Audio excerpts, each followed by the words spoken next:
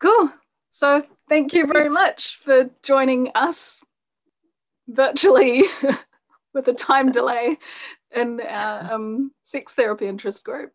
And I think this is a much nicer alternative than you getting up in the middle of the night. Me too. Yeah. But I do really I appreciate appreciate your it. flexibility. Yeah. Yeah. Thank you.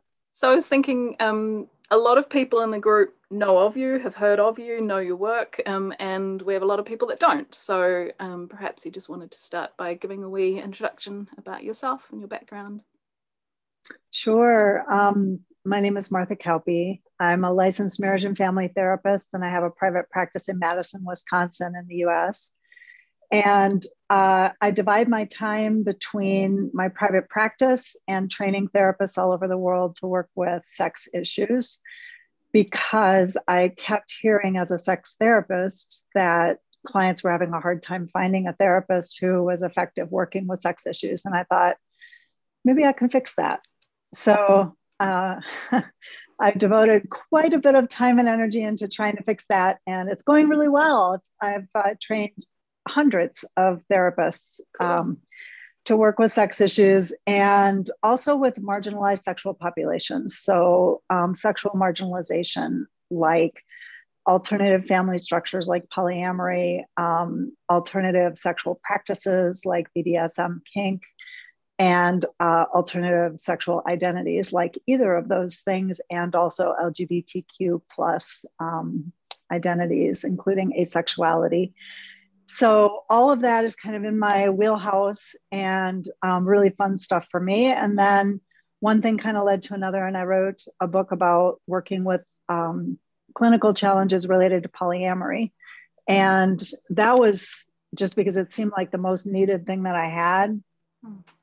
When it comes to working with broader sex issues and desire discrepancy, at least I have an online course that I could point people to that's really robust. But when it came to polyamory, I taught some online courses, but I just ended up feeling like I wasn't reaching nearly enough people to actually be of use. So I started writing the book. And then when I got most of the way, probably all of the way done with a draft, I thought, oh, not everybody can find a therapist or afford a therapist. I really should write this book for a dual audience. So I ended up rewriting it. Wow. Because I wanted it to be a self-help manual as well. Wow. I don't love the gatekeeping thing, like the idea that in order to heal yourself, you need a physician. In order to work with your mental health issues, you need a therapist. It feels overly restrictive to me.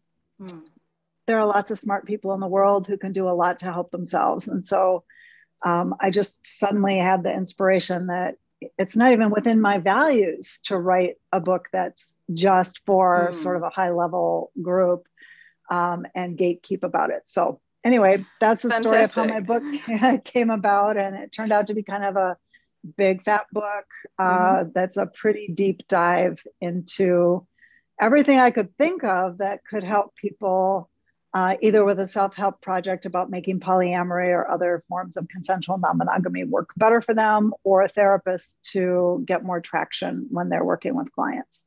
Great. So you're a really perfect person for me to be interviewing about polyamory. And I've got some such really interesting questions. I've got 6 questions in total. And I'm going to try and do a bit of timekeeping on this. But anyway, let's jump into it. So I know that you've talked before about working with people in polyamorous relationships, and you always make the comment that, like, who do you work with in the therapy room? And you say, well, I work with the decision makers, right? So here's the question. Someone wanted to know, in a hinge relationship that started as a primary relationship, then a second person came along.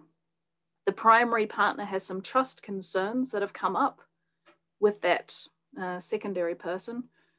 Would you work with the hinge plus the primary partner and the hinge and the secondary separately at all? Or who would we work with in that situation? Well, if it's still a primary secondary structure, then that suggests to me that that originating dyad, the primary dyad, is the decision-making body. Yeah. So I might start there Mm-hmm. and find out what their goals and challenges are, what their agreements are, how they feel about it, like what could we do to sort of smooth out the dynamics between the two of them, and then and also clarify what they want for themselves and what they want for their open relationship. And once underway, I'll work with any combination of people that is expedient. So, and it's really common then to need to work with a hinge and a secondary, or all three, or whatever, whoever's having difficulty communicating. Cool. But that's not usually where I start. I like to kind of understand what the power dynamics are and what the agreements are, starting with the decision makers and then working my way. Mm-hmm. So you'd start with that primary couple to start, because they were the decision makers, they're the kind of, and then going from there. So getting that really solid, knowing what their foundation is essentially, and then branching out as needed. Mm-hmm. And the hinge is a really powerful role, and it's a role that differentiation is really, really important. So a hinge partner that has difficulty managing boundaries, or difficulty figuring out what they want, or difficulty communicating what they want, or is a little conflict avoidant, or, any weakness in the hinge will show up in everything. So if, I love working with hinges individually, because I can help the whole family system stabilize with a strong hinge. Oh, nice. Which is kind of an interesting project. I think, as relationship therapists, we always are sort of grappling with, what do we do with the individual client who comes to us to work on the relationship? And I think you can do a ton of good by helping your individual client increase their level of differentiation in sort of all 4 domains of differentiation of self. And then that'll move forward into their relationships. And I would say that's also true of hinges. Cool. Next one. When only one person in a monogamous relationship is driving the idea of opening up, this is a situation that was noted by someone that very rarely works in the long run for them. I'm pretty sure I've read stories or examples where you've talked about, for sure, you've worked with that and successfully. So I'm kind of curious, what makes it possible to create a satisfying for everyone polyamory relationship when the push for opening comes mainly from one person? So you might have like an intellectual agreement or a buy-in on some level by their partner, but they're definitely not the one that has a personal desire for it. Yeah, I have worked with that a fair amount. I like working with that kind of situation, because I feel like I'm providing a service that's hard to find. Partly because I have just a different opinion. In my opinion, that's completely workable. Most open relationships that I've seen start with one partner really driving the opening. And the question is not so much who wants it in originally, but what do they do next? So I think it's great when that comes to therapy kind of early on, before it blows up, before anything egregious starts happening, or, it's nice if there are no broken agreements. It's nice if the 2 people who are talking about whether they want to open up or not can stay sort of at a meta level of the conversation. What do we think about it? What do we believe about it? What do we want in our relationship? Like in terms of safety, security, excitement, adventure, like what are the qualities of relationship we're looking for? How can we imagine those qualities of relationship in different forms of relationship, and different kinds of opening up, and different kinds of monogamish, like all of those variables. I think we have, certainly many clients I work with have a cultural bias that safety and security, reliability, dependability come with monogamy. And I think separating all the different variables and starting to imagine, how could you create an open form, whatever it might look like, that has safety and security for you? What would that look like? How could you create monogamy that has the amount of adventure that you're interested in? What's in sort of the spaces in between, monogamish, what kind of semi-open or sometimes open or openish kind of agreement might, so we sort of break the gridlock where I think it has to be polyamory and I think it has to be monogamy. Instead, like, what are all the moving parts, and break all the little chemical bonds between all those parts and start mixing them around and start a much higher level conversation long before we get to anything like decision making. Yeah. So that we're really expanding the field of what's possible and what's imaginable before we start narrowing the field. So I'm hearing it's almost like you're really slowing things down in terms of kind of, let's put that decision way over there for a bit and let's just talk about all of this and really dig deep into, what is it actually that's important to you in relationship in general, and how could it be met in all these different ways, and yes, really exploring all of that with each person. So it's kind of like a real clear sort of sense of them as a partnership. Yeah, and also expansion. I think our ideas about what's possible relationally are culturally prescribed. And so a lot of people are just sort of locked in by a failure of imagination. Right. And I think that's true of a lot of therapists that have difficulty working with open relationships. They just never saw one that worked. And so how are they supposed to believe in it, So if you can start to kind of imagine, how could it feel safe? Let's imagine. And so by keeping it out of the decision-making realm, nobody's getting cornered into, as soon as you see that this could be safe, you're going to have to do it. No, we're going to imagine all the possibilities, and then we'll have a conversation about what we want and what we don't want, what we're afraid of, and decision making. We'll narrow things later, but first, let's broaden things so that we don't close out options that would be beautiful for us just because we never thought they could be. Yeah.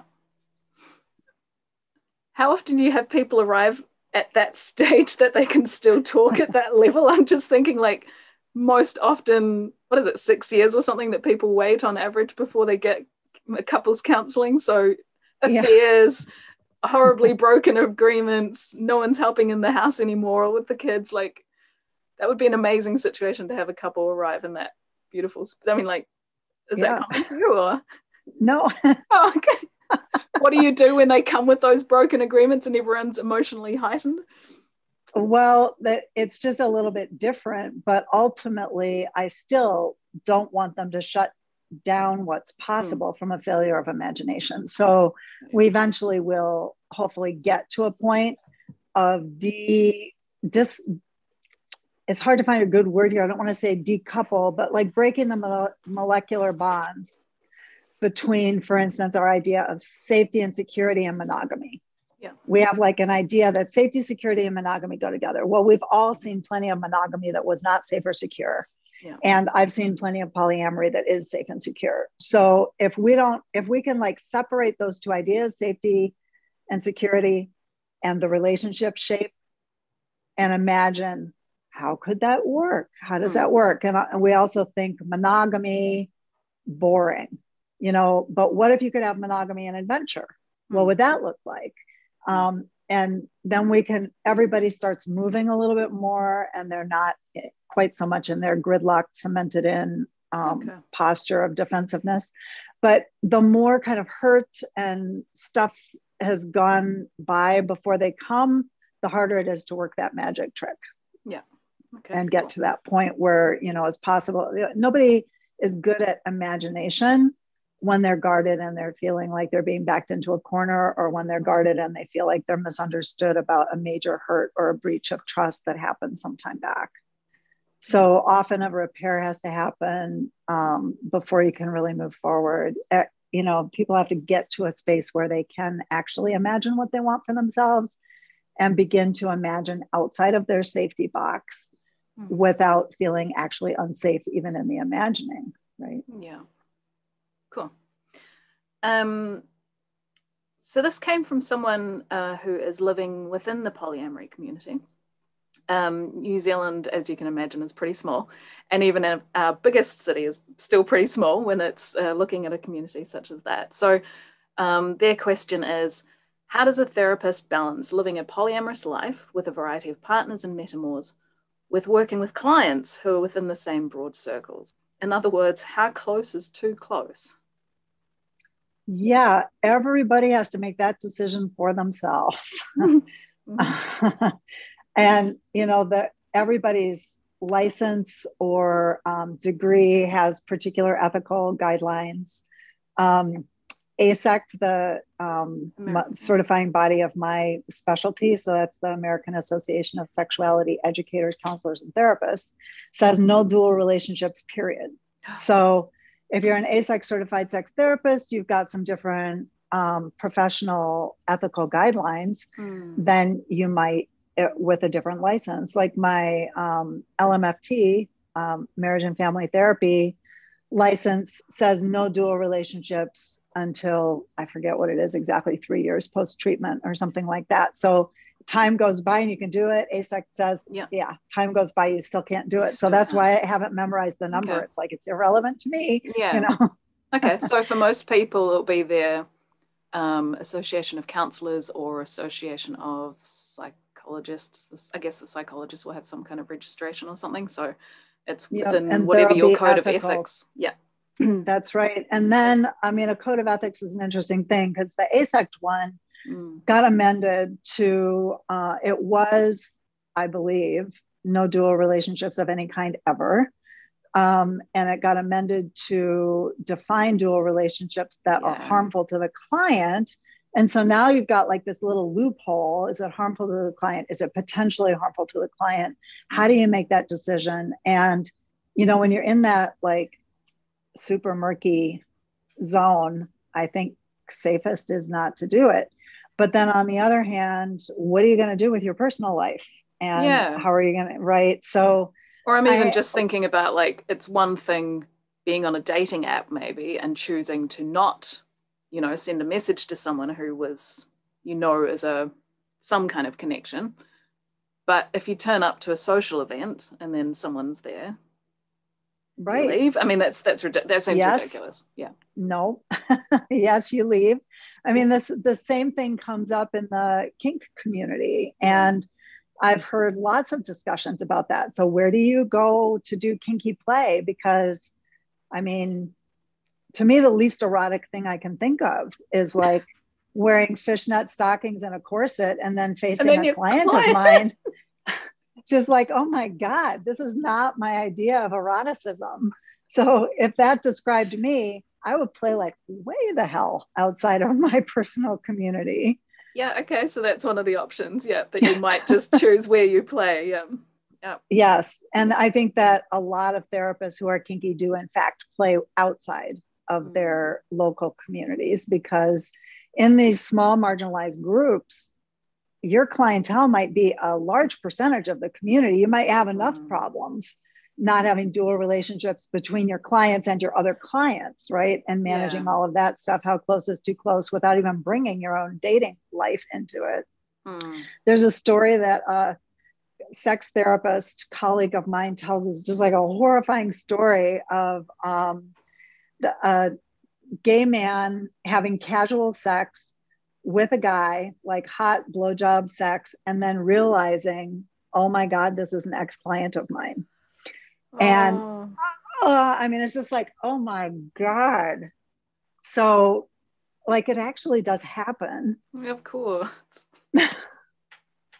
Oh, shit. And it's just one of those situations where I don't know what's your risk tolerance. I know what mine is, very, very low. But, you know, everybody has to make this decision for themselves, because there's also your own personal mental health and your own personal relationships.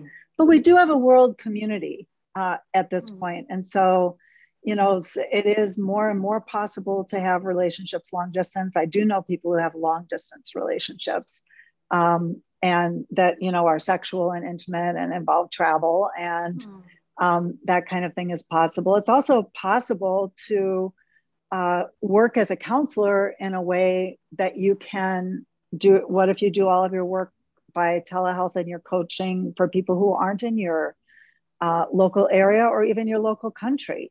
I mean, I think that if you're a coach, I could have my whole entire practice not be in the United States. And the United States is like big enough for all of us, but New Zealand, maybe not. So I don't know, like, could you move your personal life out of your country? Could you move your professional life out of your country? And if neither of those seems viable to you, then what's your personal risk tolerance and how do you want to manage all that? Yeah. Okay, cool. That was good. Do you have, so one of my colleagues is putting together a list of questions to ask one's metamour with a, put together a list of questions to ask one's metamour with a client who was wondering if there are guidelines or suggestions to help new metamours navigate their relationship. I wonder if Martha has something like this. I don't. I have some experience working with clients who want to form different kinds of relationships with metamours. So I can just attest that there's a huge amount of variability there. Some metamours don't want to meet each other. Some do want to meet once, and some get vetted, kind of, like introductory conversation, or these are my rules, or this is what my expectations, or and some want to know each other casually, bump into each other, be comfortable.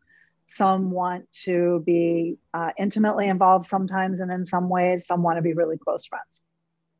So those are some questions right off the bat. Like, yeah, so it kind of almost starts first. What do you actually want? Once again, it's like the other stuff. Really explore what do you actually want first, because that will 100%, that will take you to the next step of how are you going to navigate this? Because it's going to be wildly different if it's just, oh, you want one meeting versus I want us all to be living together and being intimate. Yeah. So I would start with, what do you want for yourself? Yeah. And that can be a very complicated question and answer. It seems like such a simple one, but sometimes it takes a long time for somebody to figure that out, especially in a polyamorous kind of situation where they may feel a lot of external or internal pressure to conform in a particular way with what their partner's desires are, or what their local community's norms are, or whatever. Everybody kind of is worried about doing polyamory wrong. And different community norms can be a lot to handle. And so figuring out what you actually want for yourself, that would be question one. Question two, how do you want to handle it if the metamour wants something different? So there's a level of differentiation of just figuring yourself out so that you can accurately represent what you long for or desire or prefer. And then there's the relational component of accepting differences of someone else. And, because the likelihood that two metamours are going to want the exact same thing is no higher than any other two strangers. Like, probably not, maybe not. Seeing even again that there's room for maybe working with whoever the couple is in that sense, the metamour plus, well, whichever, whether it's a hinge or a multiple sort of scenario, but kind of, again, it could be that whatever that metamour or that person in that role that they want, if that maybe clashes with their partner who has that other relationship, then there might be some couples work coming up as a result of that as well. It's true, yeah. There are expectations or feelings of obligation to want a certain thing or whatever. Yeah, and there sometimes is, in a primary dyad, sometimes there will be some pressure from the hinge. Yeah. Like, I want you to be friends with, it's like, who gets to make that choice? Yeah. Right? Consent, and differentiation. So we have different opinions, we have different preferences. How are we going to go with this? What is my decision to make? What is your decision to make? Feel free to lodge a request, but ultimately I get to choose my own friends and my own preferences. Yeah. So that sort of, there can be a coercive vibe around that just requires like a little or a lot of work around differentiation. Yeah. Cool. When metamours need to repair a breach of trust or conflict, What steps do you think are required in that repair process that are unique to the metamour relationship and perhaps the wider polyamorous relationship? So a breach of trust between two The metamours? Yeah. I've got a couple of examples. So if there was a safer sex agreement that was broken, or partner A thinks that partner B is trying to take their shared partner away from them, or, you know, one of the people think that the other one is giving too much to their other partner in a hinge, changing plans to look after the needs of one person at the expense of the other partner. So there's kind of a sense of, damn you, over to the other side, and or conflict. Yeah, those kinds of situations don't speak to me so much of a problem between metamours as a problem with a weak hinge. Mm-hmm. So if there's a hinge partner involved in this, which, you know, unless we're talking about a triad, kind of assuming it, but yeah. So if we're talking about a triad, it's a different situation because it's a family decision-making body.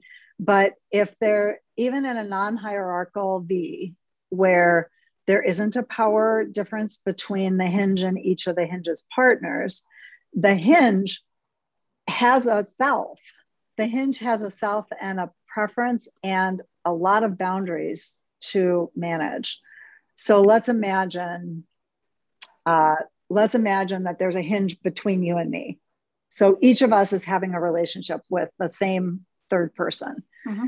And let's imagine that I say, I'm having a hard time. I don't want you to go out with Maree tonight. I want you to stay home with me.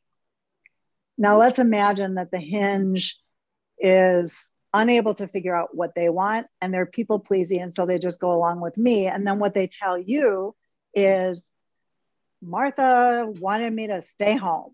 Now there's a problem between metamours, but I would like to point out that I actually think the problem is the hinge. Mm-hmm. Because the hinge made their own decision. The hinge decided.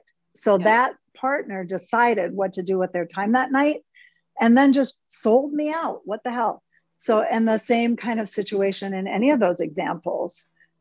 So I think that metamours look to each other when they should be looking to the hinge. Cool. You mentioned if it was a triad, so then it would be more like getting the three of them in the room and talking it out, or?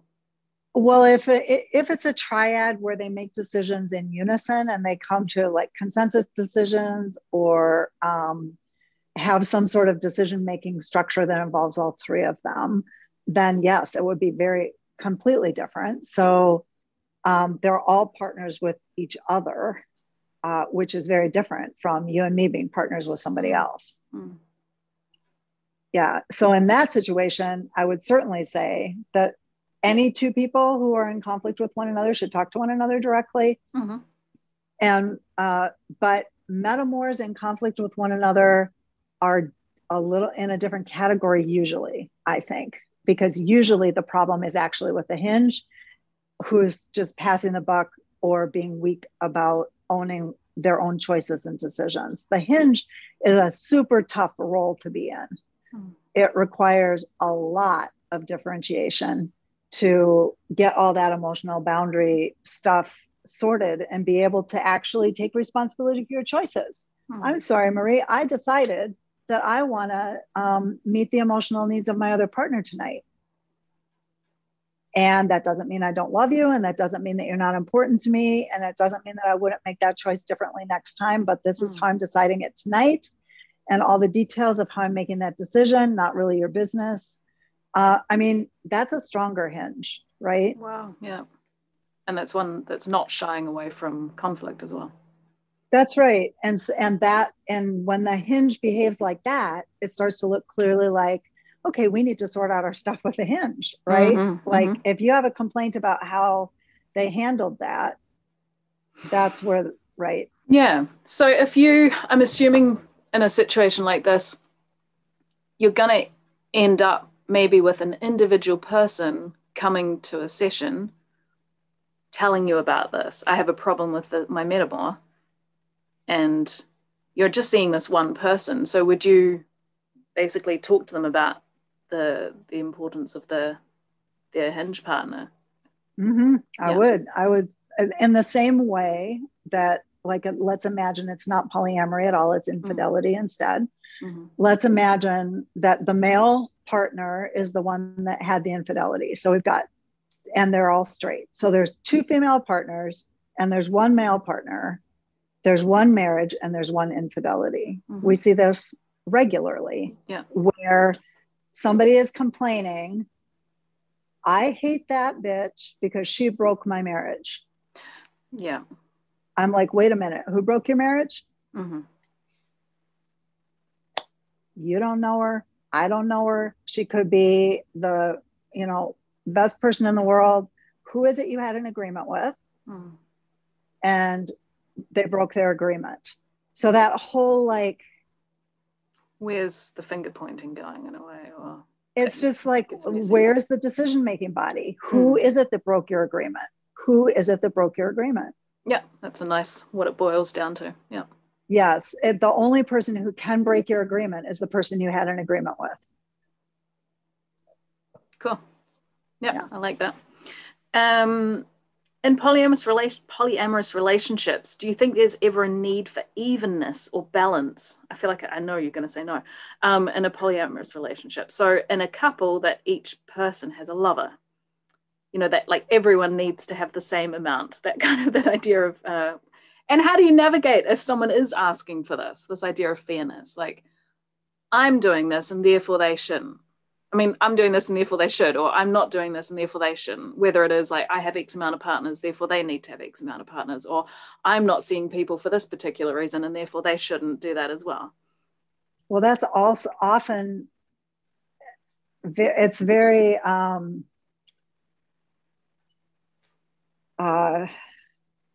ledger keeping, right? So I think when you're at the stage of, if I do it, you have to do it. If you do it twice, I have to do it twice. You're like, something's wrong. And it's not honoring the diversity of different preferences and different styles. So I definitely don't think that it's a requirement of workable polyamory that everything be even Steven. It rarely is. And I think this is true of any relationship, not just a polyamorous relationship. Like the whole ledger thing doesn't make a lot of sense to me. It seems to me like this dyad has these strengths, this dyad has those strengths and challenges. Everything doesn't have to be matchy-matchy. And if it did have to be matchy-matchy, we're all screwed because there's a whole lot of diversity in the world. So, I've just seen the evidence of my own two eyes, so many relationships where this person wants to have only one partner ever. They just like fell in love with somebody and they've been together for 25 years and it's super stable and that's how they are happy and that's all good. This one wants to have 15 new partners regularly and that's just the way they roll. And that's fine too. Like the question just is it fine? And if it's fine, it's fine. And it certainly doesn't have to match in order to be workable. Yeah. I bet that did not surprise you a bit. No, I knew that answer. I was already, so that's why every single one of these questions I've thought, what do I think Martha's going to say? And what's the follow-up question? So my follow-up question was, how do you navigate that though, if someone is asking for it? Well, I let them know I don't think it's actually reasonable to expect your partner to be just like you in this or any other regard. So is there a part of you that's curious to know what your partner's perspective is? And my assumption always when I'm working with anybody is that everybody's different from everybody else. And I think mostly we want to know the people that we love. I think we mostly want to know them, and also there's a part of us that's scared to know them. And I think that we want to be, we are intrinsically interested in differences. I think we're attracted to differences. We're curious about differences until they start to feel a little threatening, like maybe that difference is scary. And then we get all confused. And then a part of me is curious and a part of me is scared. So is there a part of you that's curious to understand how your partner sees this differently from you? Might be my starting question there. And if it's very difficult for that person to consider that, I might want them to have a conversation between those two aspects of themselves, the part that is curious and the part that is really not curious at all because they're just guarded and they're scared they're going to be left or some other scary to them outcome. So, but I think the problem, if I were going to identify where the problem is in the desire for your partner to be just like you. It's not reasonable to expect that your partner is going to be just like you. So what is it about the difference that's scary? What is it about the difference that's intimidating to an aspect of yourself? And I would use parts language there because I want to leave room for the part that isn't scared about that and that's curious about that actually wants to know them, even if they're different, even if it's a little bit scary. I want to leave room for that part to grow a little bit. And it's usually there. It just might be very, very tiny at this stage in the work. Yeah. Okay, cool. Earlier you said something about the 4 aspects, or I'm not sure exactly which word it was, but the 4 dittas of differentiation. And I was in my head, I thought, I have it in my head as if there's 3, like know yourself well, and then be able to talk about that and remain steady if someone disagrees. And then the 3rd, listen to someone else. What's the 4th one? The 4th one is underlying all of that, hold steady. So, all right. Yeah, be able to, and you got it right. I just started talking about it a little differently. At some point I realized, it's actually 3.5, or maybe it's really 4, but the underlying all of those skills is getting grounded enough in yourself and being able to manage your automatic reactions. So being able to identify, I'm triggered here, and this is an automatic reaction that I want to contain versus this is an emotion that I want to mull over and maybe express at some point. But being able to sort of compartmentalize that reactivity enough to get actually curious and lean in to figure out what your partner's experience is separate from your own. So holding steady, I think, is a big enough aspect of all 3 of those that it deserves a spot of its own because it's a whole different skill set. Managing the emotions is a whole different skill set, and it relates more to attachment. But it underlies. Without that foundation, it's not going to be possible to look inside yourself and figure out what you think and feel and prefer. And it's certainly not going to be possible to say it to somebody else. And it's certainly not going to be possible to get curious about somebody's differing perspective. Yeah. Okay, cool. So we've been through all the questions. And Woo! Awesome that we made it. This is like speed dating. I know, right? It's awesome.